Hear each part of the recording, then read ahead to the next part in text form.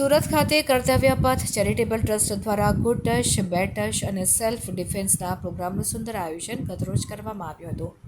કર્તવ્ય પથ charitable trust Surat અને investigation unit for crime against women crime branch સુરતના એએસઆઈ વૈશાલીબેન દેવરે દ્વારા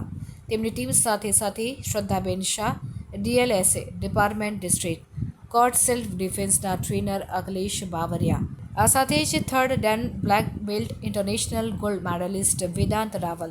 નેશનલ પ્લેયર કે જેઓ અરિહંત હાઇટ્સ જલારામ સ્કૂલની બાજુમાં સ્તુતિ આઇકોન સામે ગૌરવ પંથ પાલનપુર ખાતે એમની ટીમ સાથે આવી સોસાયટીના બાળકો તેમજ વાલીઓને good touch, bed touch, POCSO act, મહિલા જાતીય સતામણી, મહિલા અભયમ 181,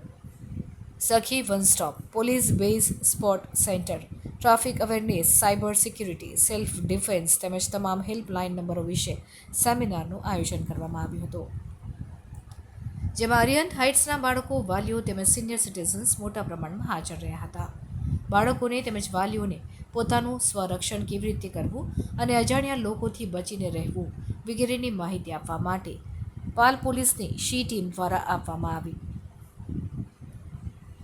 જેમાં કર્તવ્ય પથ ચેરિટેબલ ટ્રસ્ટના પ્રમુખ અને તેમની ટીમ હાજર રહી હતી। આ પ્રોગ્રામમાં અરિહંત હાઇટ્સના પ્રમુખ પારસભાઈ અને તેમની ટીમનો ખૂબ ખૂબ આભાર વ્યક્ત કરવામાં આવ્યો હતો। સુરતથી રિપોર્ટર સુનિલ ગાંજાવાલા। જી, મારું નામ દેવરે વૈશાલી, મહિલા ગુના નિવારણ શાખા ક્રાઇમ બ્રાન્ચમાં હું ફરજ બજાવું છું। અત્યારે જે આપણે અહીંયા ઊભા છીએ ત્યાં અરિહંત હાઇટ્સ છે, જેમાં એફઓપી રચનાબેન પટેલે એક કાર્યક્રમનું આયોજન કર્યું છે, જેમાં પાલ પોલીસ સ્ટેશનના પારઘી સાહેબ અને એમની પૂરી ટીમ સી ટીમ હાજર છે અને કોર્ટમાંથી અને સેલ્ફ ડિફેન્સ પણ હાજર છે।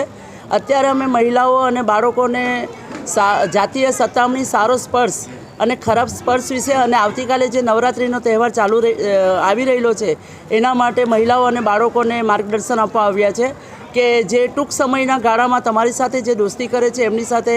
સોશિયલ મીડિયા દ્વારા કે તમારા પિક્ચર્સ કે વિડીયો વાયરલ કરવા નહીં, આપવા નહીં, તેમજ